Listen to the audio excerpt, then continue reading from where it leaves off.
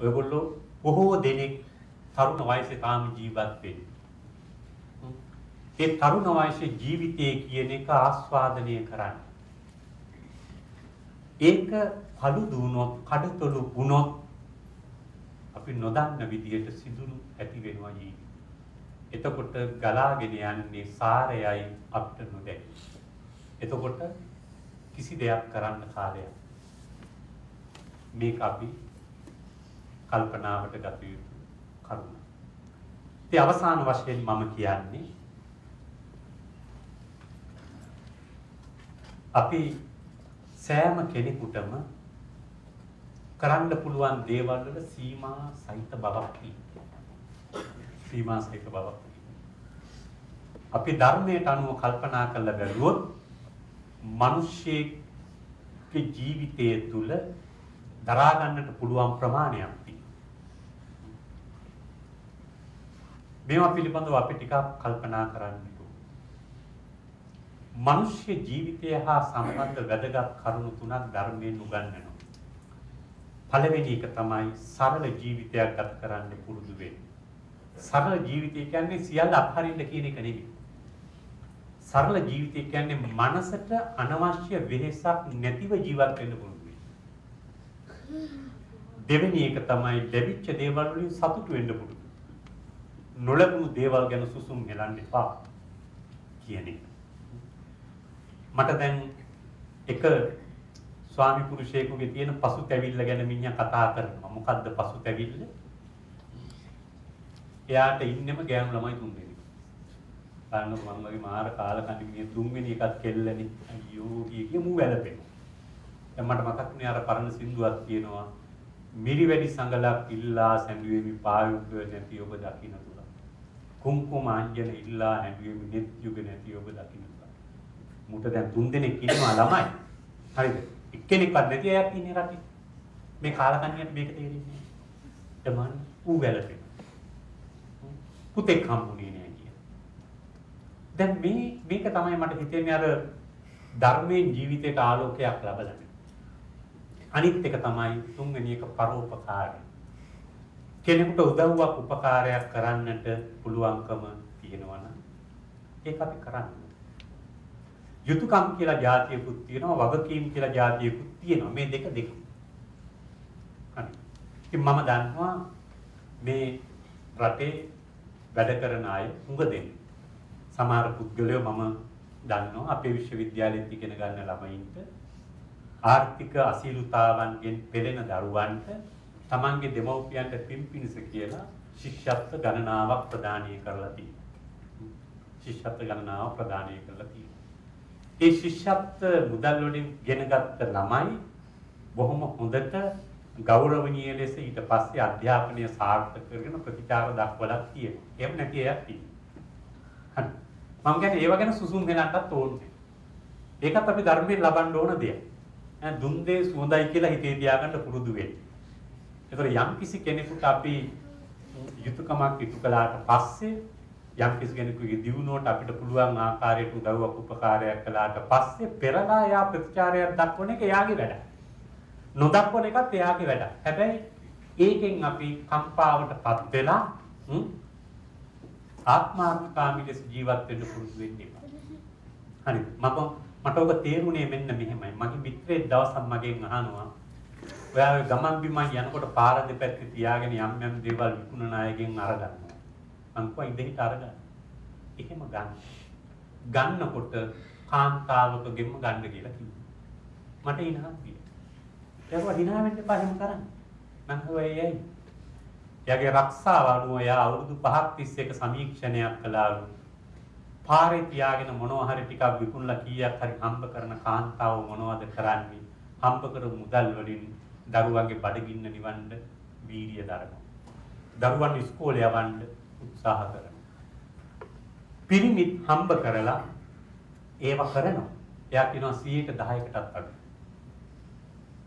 90ක් තනිය මේක පරිභෝජනය කරනවා, බොනවා, දරුවන්ටයි පිරිසටයි ජීවිතයක් උරුම කරන්නේ. මේ මිනිස්සයා මේක විස්තර කරපු ආකාරය මගේ හිතට තදින් කාබැලුණා. මම දැන් පාරේ යනකොට හිතාමතාම යමක් ගන්න කාන්තාවකගෙන්මයි. මම හොඳටම දන්නවා එහෙම කෙනෙකුගෙන් ගස්ලබ් ගෙඩියක් ගත්තට එයාගේ දුප්පත්කම නැති වෙන්නේ නැති බව. එයාගේ සියලු ප්‍රශ්න විසඳෙන්නේ නැති බව. හැබැයි සීලාචාර විදියට ජීවත් වෙන්න දරන උත්සාහයට මම පොඩි උදව්වක් කළාගෙන මම මේකෙන් සතුටක් ලබනවා. හරි. මට වෙලාවක් වුණොත් මම එහෙම අයත් එක්ක කතා කරලා තියෙනවා. මොනවද කියන්නේ මගේ බඩේ ඉපදිච්ච ළමයි. උන්ගේ ගින්දර දැනෙන්නේ මට මාත්‍ය. කො ස්වාමි පුරුෂයා දාලා ගිහිල්ලා, එක්ක හිරේ ගිහිල්ලා, එක්ක සලකන්නේ නැහැ. දැන් බලන්න අපේ සංස්කෘතිය අම්මා කෙනෙක්. දරුවෙක්ව පෝෂණය කරන්න දරුවෙකුගේ ඇස් දෙක පාදන්න දරන වීර්යය. අපේ ඔය එක කවියෙක් කියපු එක කවියක් කියනවා දුම්මල ගල ඉමේ මහමු කලානේ අඳෝ නාව ඇඟ දී ගඩු නගන්න කන්දේ පර වේණි උලලේ නියන්නේ රෑ සමය මේ ඇයි මා බය කරන්නේ අපේ අම්මා දුම්මල ගල වන්න ගියා ඒවා මිටි බැඳන් වඳුරඹ පොළට ගියා හාල් ටිකට පොල් ගෙඩියට ණයක් තියා කොපි පොතකුයි පැන්සලකුයි ගෙනින්නියා වැහි වැහැලා ගල ආඳා වඩේ වුණා අම්මා එදත් ඒ ගල මුදුනටම වුණා රූටා ගිහින් පාවුල ගලටත් පිදුනා අම්මා තිව් විලාපේ තවමත් ඇසෙන ඇලබඩ රුප්පාව ළඟ රෑ හඳ පාලී ඉන්නා කලට මට දුම්මල ගල පෙනුනි ලෝභ නැතුව ඔය ගල දුම්මල දුන්නේ අම්මා පෙරළුවද තරහක් නෑ හිතුනේ මට මේ කවිය පිටු ගානක් විවරණය කරන්නට පුළුවන් මේ කවියේ කියවෙන්නේ අපේ සංස්කෘතියේ දරුවන් වෙනුවෙන් කැපවෙච්ච මාතෘ ප්‍රේමිය ගැනයි ස්වාමි පුරුෂයා දාලා කිව්වා පෙර වීර්යයෙන් දුම්මල කඩලා තමයි මේ අම්මා මේ දරුවලු මහත් කරන්නේ ඔබ දන්නවා ඇති ඔය මේ කවියක් දකුණු පළාතේ කෙනෙක් එයා කියනවා ඒගොල්ලන්ගේ මහගේ ඉස්සරහා වෙල්යායට එහා පැත්තේ කඳු යටියේ ඒකේ තමයිලු මේ යකහලු කියන ගස් හැදෙන්නේ. ඒවල තමයි දුම්මල හැදෙන්නේ. ගමේ දුප්පත් කාන්තාව වීර්යයෙන් මේ කන්ද නගිනවා දුම්මල කඩන්න. එයා පොඩි කාලේ බලාගෙන ඉන්නවලු මේ කන්ද නගින හැටි යාට බය හිතලා තියනවලු ලිස්සල වැටුනොත් මොකද වෙන්නේ? ලිස්සල වැටුනොත් මොකද වෙන්නේ? දැන් මෙයාට මේ අත්දැකීම සිහිපයක් වෙච්ච හැටි දැන් බලන්න මිනිස්සුන්ගේ හැඟීම් සියුම් වෙන හැටි. උසස් පෙළ විභාගයට මෙයා උත්තර ලියලා ගෙදල් වල අවසරයක් වූ යාළුවොත් එක්ක පොඩි විනෝද චාරිකාවක යනකොට මේගොල්ලෝ තේ බොන්න මග කඩේක නතර වෙනවා. තේ බීබී ඉන්නකොට කඩේ පිටිපස්සෙන් මහා අඳෝනාවක් ඇහෙනවා. සෙනඟ දුවනවා මේගොල්ලෝ ගිහලා බලනකොට කන්දෙන් පල්ලෙහාට කාන්තාවක් වැටිලා චප්ප කියලා. පොඩි දරුවෙක් මේ මල කඳ බදාගෙන ඉකි ගගහ අඬනවා.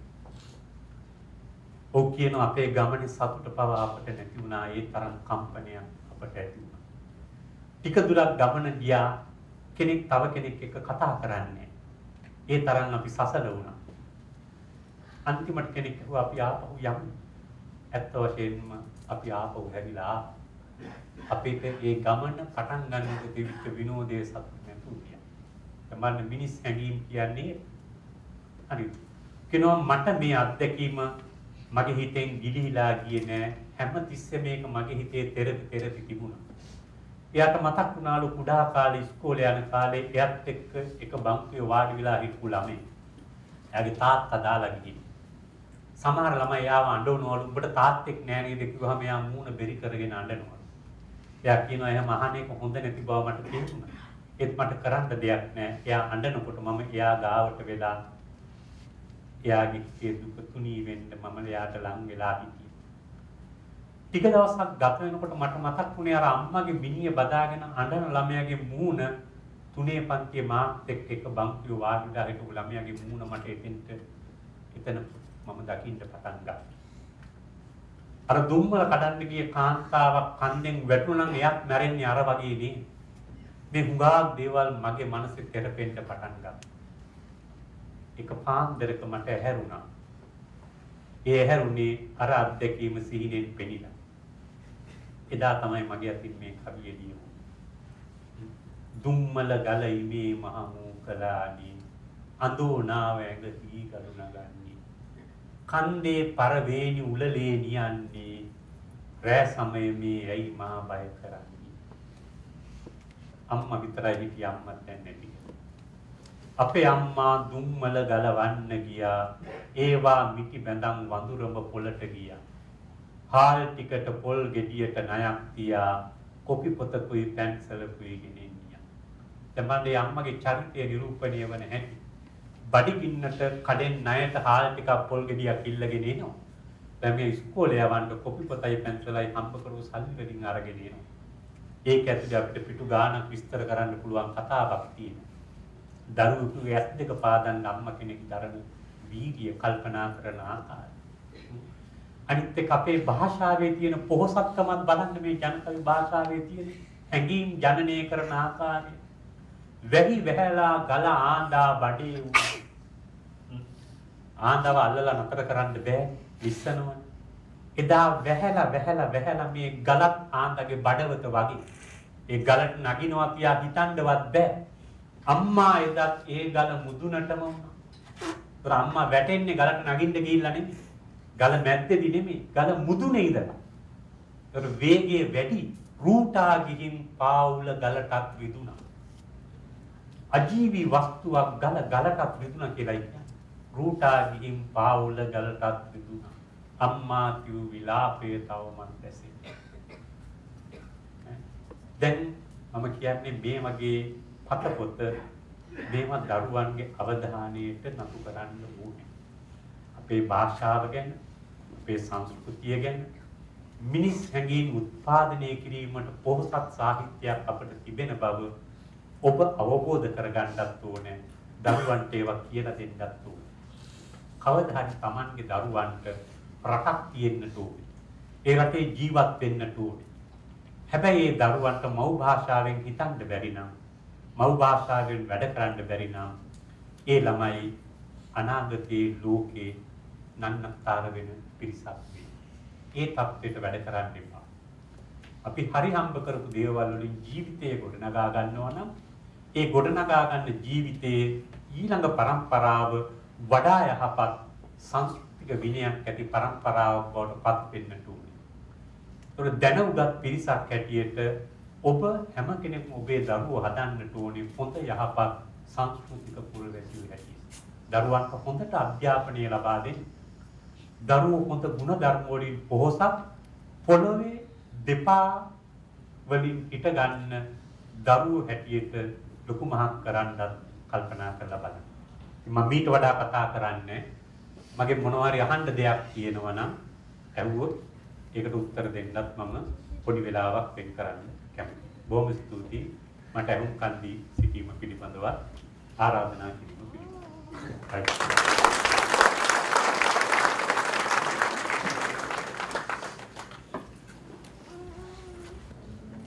මොකද තාන්දෙම තියෙනවා. සමහර වෙලාවට ප්‍රසිද්ධිය අහන්නත් බැරි වෙන්නේ නේද? පොල් දෝසි එහෙම අරගෙන යනකොට ඊට පස්සේ යනකොට. හොඳට මතක තියාගන්න අමතක කරන්න එපා නෝනලගේ කවි බස මහත්. දැන් මම ඔය කොහේ හරි යනකොට භාර්යාවගෙන් අහනවා මොනවද ගේන්න ඕනේ කියලා. හැමදාම කියන්නේ මුත් එපා කියලා. හරි. ඊළඟට මුත් එපා කියන්නේ. ඒවට ගෙනියනකොට හරි ආසයි. හරි. කසරයන් මම ගමන ගිහලා යනකොට එක සාප්පුවක මේකක් වෙන්නවා නෝනලාට හදපු අලුත් ආභරණයක් කියලා ඔරලෝසුවකුයි වලල්ලකුයි දෙකම එකට තියෙන මහා අමුතු එකක් ගන්න. ඉතින් මට ඒක දැක්කම ගන්න හිතලා මම අරගෙන ගියා. ගිහලා බිරිඳට දුන්නා. ඒක අරගෙන බලලා අනේ මම්මගේ මේ වගේ එකකට හරිය ආසාවෙන් හිටියේ. යනකොට කිව්ව මුත් එපා. දැන් මම ගිහිල්ලා කිව්වා නම් මම ළමයින්ට නම් ගෙන ඔයාට මුත් එපා කිව්වා. ඒක කවි බස තමයි ජීවිතේ රිද්මය වා වෙලාවට අපිට හඳුනා ගන්න ලැබෙන්නේ. මහාචාර්යතුමනි අපි අත්දින එක රළු අත්දැකීමක් තමයි අපේ මේ වර්තමාන ලෝකයේ තියෙන තාක්ෂණයත් එක්ක අපේ දරුවන් තනි වෙලා ඔය තාක්ෂණ ලෝකේ ඔවුන් උපකල්පනය කරනවා හිතනවා ඔවුන් ඉතාම දැක්කස සම්බන්ධයි කියලා. ඒත් අපි වයස ගොඩ වෙනකොට අපි දකිනවා දරුවන් තනි වෙලා ඉන්නවා. ඔවුන්ට ඔබ පුනපුනා පැවසුවේ සංවේදී බව ඇති කරගන්න දෙමව්පියන් හැටියට වැඩිහිටියන් හැටියට අප ගත යුතු ක්‍රියාමාර්ගය පිළිබඳව ඔබතුමන්ට පුළුවන් නම් අපට අත්කලක් වෙන්න. එකක් තමයි ඉතින් මම අර ඔයගොල්ලන්ගේ දහම් පාසල ගියාම මට හිතෙනවා ඒක හොඳ ප්‍රයත්නයක් කියලා. ඔක තව ටිකක් ඉතින් මම දන්නේ මේ රටේ තියෙන අවකාශය තුල ඔක තව ටිකක් වඩා වර්ධනය කරන්නට පුළුවන් නම්. එතකොට අපි සාමාන්‍යයෙන් එහෙදි දකින දෙයක් තමයි දැන් ධර්මයේ ඉගැන්වීම කියන කාරණාවේ ළමයි වයසෙන් මූකුරාගෙන යනකොට ටික ටික ඕකින් හැදෙනවා. අන්න ඒ රික්තේ පුරවන්න මානව ධර්මතා පිළිබඳ යම් කිසි ආකාරයේ ශික්ෂණයක් ලබා දෙන්නට පුළුවන් නම් ඒක හොඳ දෙයක්. මම විශ්වාස කරන පුද්ගලිකව විශ්වාස කරන දෙයක් තමයි ළමයින්ට කුඩා කාලේ ඉඳලා මව් භාෂාවෙන් කියවන්න පුරුදු කරන්න. හරිද? සංවේදීකම ඇත්ත වශයෙන්ම වෙනත් භාෂාවකින් කියනකොට එන්නේ 100ක 10ක් 15ක් තමයි එන්නේ. ඒ මිනිස් හැඟීම් වෙන්නේ දැන් බලන්න. වැහි වැහැලා ගල ආඳා බඩේ වුණා කියන එක පරිවර්තනය කරලා බලන්න. සම්ම જાතිය පරිවර්තනය කරන්න. රූටා ගිහින් පාවුල ගලට අතුරුනාම අපිට දැනෙනවනේ. නේද? ඒ කාන්තා වෙච්ච චප්ප වෙච්ච හැටි අපිට ඒක ඇට විදුලි වලට දැනෙනවනේ. නේද? මිනිස් හැඟීම් කියන දේවල්. ඔය මට මතක් වෙන්නේ ඔබ කියනකොට ඔය සංවේදීකම ගැන කියනකොට හරි වැදගත් දෙයක්. ඔබතුමා දහම් පාසලේ වන්නින්ද මේක වැදගත් වෙනවා. සරච්චන්ද්‍ර මහත්මයාගේ චරිත කතාවේ එක තැනක කියනවා එයාගේ ජීවිතයේ බිඳ වැටුණු අවස්ථාව. පෞද්ගලික ජීවිතයේ බිඳ වැටුණු අවස්ථාව. ඒ බිඳ වැටුණාට පස්සේ එයා හොඳටම අසරණ වෙනවා.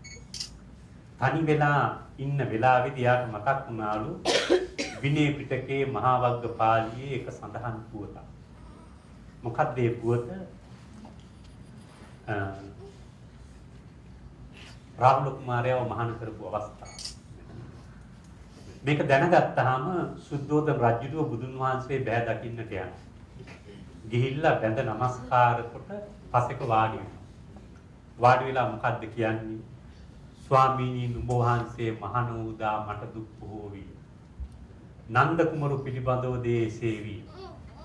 රහල් කුමරු සම්බන්ධයෙන් අධික ප්‍රමාණ වී. ස්වාමීනි පුත්‍ර ප්‍රේමේ වනාහි හමසිනි. හමසින්ද මසසිනි. මසසින්ද නහරසිනි. නහරසින්ද ඇටසිනි. ඇටසින්ද ඇට විදුලු තුලට වැද සදා පරිදිම දුක් දෙවයි. අද මට උපන්නා වූ දරු ශෝකයේ දරුවන් නැති සියලු දමව්පියන්ට විදිනු නොමනායයි මම කල්පනා කරනවා. මටම අනුග්‍රහ පිණිස නුඹ වහන්සේගේ ශාසනයේදී මව්පියන් අනුන දන්නා දරුවෙකු මහාන නොකරනු මනායයි වරයක් පමුණුවනු මැනේ. දැන් මේකේ කියනවා සරච්චන්ද්‍රනා පැහැදිලි කරනවා ඒ වෙලාවේ බුදුන් වහන්සේ වරයක් පමුණුවනවා මගේ ශාසනයේ කිසිම දරුවෙක් මහාන කරන්න එපා දෙමව්පියන්ගේ අවසරය නැති. මේක ඇතුලේ දැන් බලන්න මේ වැදගත් කාරණාව සකල ක්ලේශයන් ප්‍රහීන කරපු පුද්ගලයා තමයි බුදුන් වහන්සේ. බුදුන් වහන්සේ ඒ වුණාට මේ සුද්ධෝදන රජුව මේ කතාව කියනකොට බුදුන් වහන්සේට මොකද වෙන්නේ? කියන්න බෑ සසල වුණා කියලා. ඒ සකල ක්ලේශයන් ප්‍රහීන කරලායි කියන්නේ. හැබැයි උන්වහන්සේ ඒ වෙලාවෙම වරයක් පමුණවනවා මින්මතු මේක කරන්න එපා කියලා. හරිද? මින්මතු මේක කරන්න එපා කියලා. ඒක තමයි පීතෘ ස්නේහය. ඒ මිනිස් හැඟීම. හරිද? ඒතර මට හිතෙන්නේ ඔන්න ඔය වගේ ඉතාම සියුම් හැඟීම් වලින් පොහොසත් සාහිත්‍යයක් අපිට තියෙනවා. ඒවා යම් විදියකට අපි රස විඳින්නට ඕනේ, කියවන්නට ඕනේ. ඒව ගැන කතා කරන්නට ඕනේ. ඒකයි මට හිතුනේ අර අපේ අම්මා ගමේ කාන්තාවක් නතර අපේ අයියාගේ කතා වලට ඇහුම්කන් දීමෙන් අම්මා යම්කිසි සතුටක් ලැබුවා විතරක් නෙමෙයි මට හිතෙනවා අපේ අයියාත් අම්මව නිකන් මේ මුලා කරන්න එහෙම පච කතා කිව්වා කියලා නෙමෙයි. ඒ අම්මට දක්වපු ආදරයක් ඒක ඇතුලේ තියෙනවා. ඒක මිනිස් හැඟීමක්. ඒක තමයි සංවේදීකම. ඒ නිසා මට හුඟක් වෙලාවට තේරිලා තියෙන දෙයක් තමයි කාර්ය බහුල දෙමව්පියෝ දරුවෙක් කාලය ගත කරමින් කතා කරනවා ටිකක් අඩු. ඔක මේ න්‍යෂ්ටික පවුලේ ඇති වෙලා තියෙන ඛේද වාචකය. ඉතින් අපිට එක කාලයක් ආවා මොකද්ද පුංචි පවුල රත් කරන් කියලා. ඉතින් අපි කල්පනා කළා එකෙක් හැදුවොත් උට හොඳට රැක දෙන්න. මම විස්තීර්ණ පවුලක ඉපදිච්ච කෙනෙක්. ඉතින් අපිට මතකයි අපි උඹා භෞතික පහසුකම් තිබුණේ රැට නිදා ගන්නකොට සාලේ පැදුරු වෙලා ඔක්කොම එක පේළියට වන්දනා ගමන ගියා වගේ තමයි විදිය ගන්න. හරිද? ඉතින් මිනිස් හැඟීම් එක්ක තමයි ජීවිත වැඩුනේ. දුක සැප සතුට ශෝකේ ඔක්කොමත් එක්ක තමයි දැනුනේ. කුඹුරු වැඩ කරන කාලේ ගමේ කමතේ හොඳට අපි පෙරලා නැටලා හැම ඒ අත්දැකීමක්ම ලැබුවා. ඉස්කෝලේ යනකොට අඹ ගස් වලට පොළු ගාලා සීමල කඩාගෙන කාලා ඒ විදිහේ ජීවිතයක් ගත කරා. හරි. මලකවල වල නිදි මරුවා.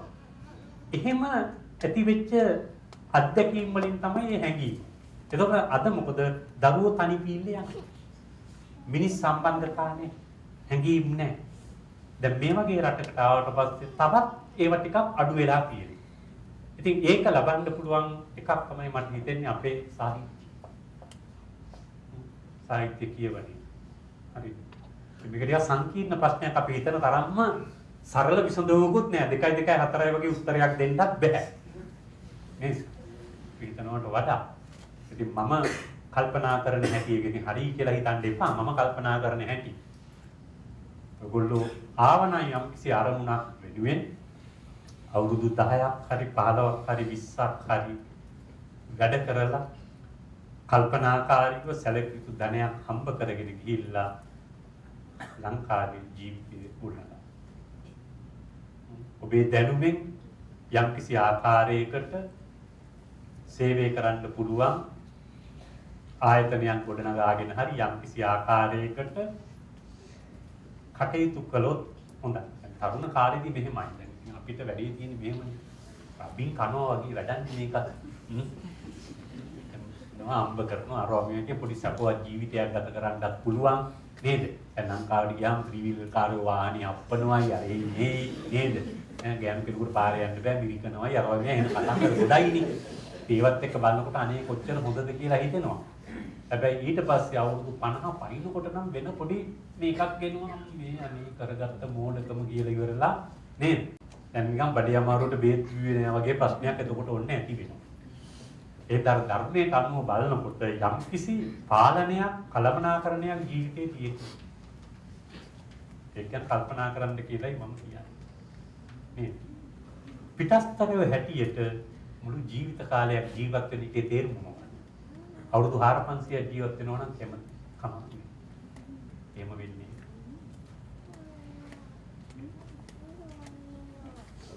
ඒවට ඔය මම කියනවා හිතමනාපකම් කරගන්න එපා. ඒක කල්පනා කරලා බලන්න යම් දේවල්.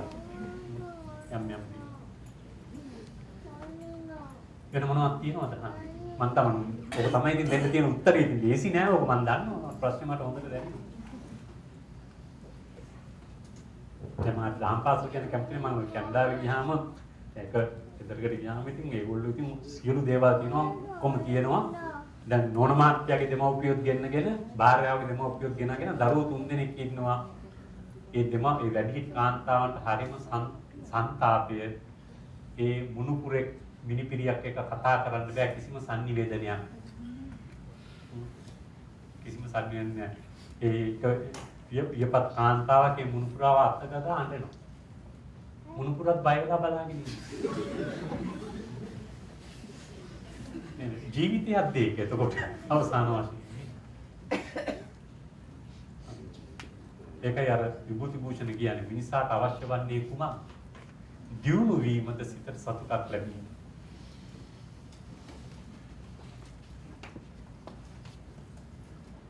වෙන මොකද නෝන මහතුරුට මොකක්ම ප්‍රශ්නයක් නැද්ද? දැන් මහතුරු අර විදිහට එහෙම සලකන්නේ නැත්නම් මට කියලා හරිද? ඉතින් මේ ඔය මම වීඩියෝ එකේ මේකයි මෙන්න මේ දේ තේරුම් ගන්න. මගේ අත්දැකීමත් මගේ දෙමව්පියන්ගේ අත්දැකීමත් සහ මම යම් ප්‍රශ්න වලට අහුම්කම් දීලා තේරුම් අර කියන දේකුත් සාමාන්‍යයෙන් පවුලක දියුණුවේදී තීරණ ගැනීමේ තැන ඉන්නේ බිරිඳ නම් ඒ පවුලේ දියුණුව හොඳයි. හරි. දැන් මහත්තුරු මේක අප්‍රමාණ කරගන්න එපා. මු වැඩේ කණ්ඩායම් යන්නේ අරවගෙන කියන්න එපා. හරිද? මම ඒක තේරෙන්න කියන්න. දැන් මම කසාද බැඳ අලුත දැන් ඔන්න නෝන මාත්‍යා මට ලයිස්තුවල් ලියලා දුන්නා වැඩේ යනකොට මේ වගේ එන්නේ. වැඩ යනකොට ආප්පේ මේක දුන්නා මතක් වුණා ගියා කඩේට දාන්න කිව්වා අරගෙන ආවා. දැන් මේක දෙනවාම කුස්සිය දිග අරගෙන පශ්චාත්තාප වෙලා බලාගෙන මම හිතුවා මොකද අයියෝ මේක බලන්න අලගෙඩි 6යි 3ක්ම නරක් වෙනවා. ලීස් කියලා දීලා තියෙන දඬු ටික බෝච්චි ඔක්කොම මැලවිලා. දැන් බලනකොට ගෙනහලා තිනවා සවුත්තුයි බල. දැන් අපිට ඕනේ ගෙනහලා දාන්න අපි වැඩේ කරලා දැම්මා. හරි. ඉතින් පස්සේ මට කවදාකවත් කිව්වේ නෑ බඩු ගේන්න. හරි. හැබැයි වෙන වැඩක් වුණා එයත් එක්ක යන්න ඕනේ බඩු ගන්න. දඬුවමක් වගේ තමයි. දැන් බඩු ගන්න ගියාම මේක මාර වැඩි. එක කඩේකට ගිහිල්ලා අල ගන්නවා. අරගෙන සල්ලි දෙනවා. තව කඩේකට ගිහිල්ලා ඒකෙන් කැරට් ගන්නවා. මම වෙයි අරකින් කැරට් ඒ කැරට් හොඳ නෑ. තව කඩේකට ගිහිල්ලා ලීස් ගන්න. ලීස් 250. මම 250 ගත්තා. ඒක එක වේලෙන් ඉවර වෙන්න ඕනේ. හරිද? දැන් මම කල්පනා කළේ එතකොට දැන් අද මට කල්පනා වෙන්නේ දැන් කසාද දැන් දාලුක තරුණ ගැහැණු ළමෙක්. එයා ගෘහ ජීවිතයකට ඒ සකසුරුවම්කම ඒක ඥාන වලින් එන හැටි අපි. හරිද? දැන් අපි එහෙම නෙමෙයිනේ. දාන්න කිලෝ එකක් ගන්න. එක වේලෙන්ද පහද මොකක්වත් දන්නේ නැහැ ගෙනහලා දැම්ම බලන්න. නේද? හරියට 250. අර වයි මේවයි. එහෙමයි කරන්නේ. එතකොට දැන් මම වාක්ලාවට කල්පනා කරලා බලනකොට මම කසාද බඳිනකොට වැඩි යටයක්වත් මට තිබුණේ නැහැ. කිසිම දෙයක් තිබුණේ නැහැ. අද මිනිස්සුයෙකුට ජීවත් වෙන්න අවශ්‍ය සියල්ල මම මගේ ධෛර්යයෙන් හම්බ කරගෙන තියෙනවා.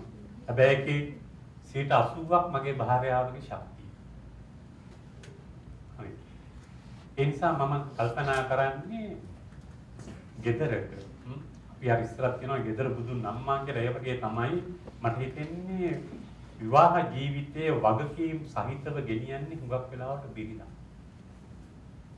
මහත්තුරු ඒ සම්බන්ධයෙන් ටිකක් බොහොම අඩු ලකුණු ගන්න 30යි 35යි තමයි. 80 පැනලා ගන්න ඔක්කොම නෝනා.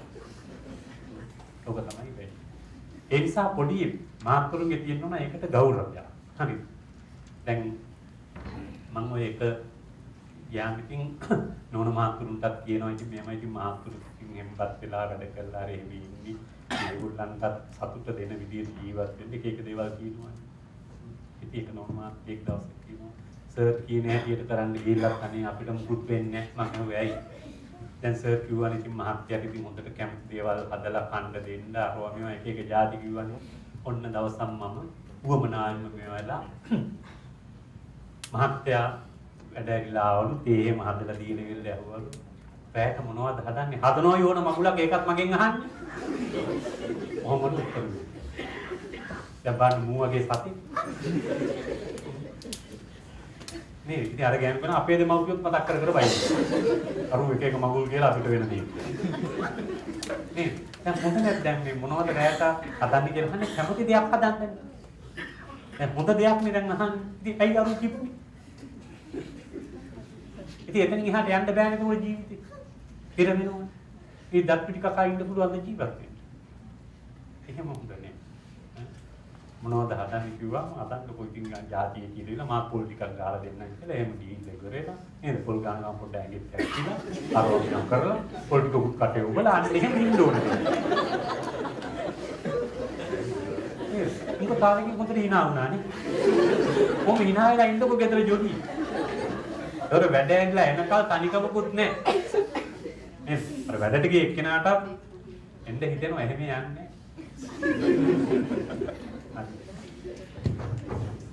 එතමන් මෙලින් අපි තමත් පොඩි සමරු සදානක්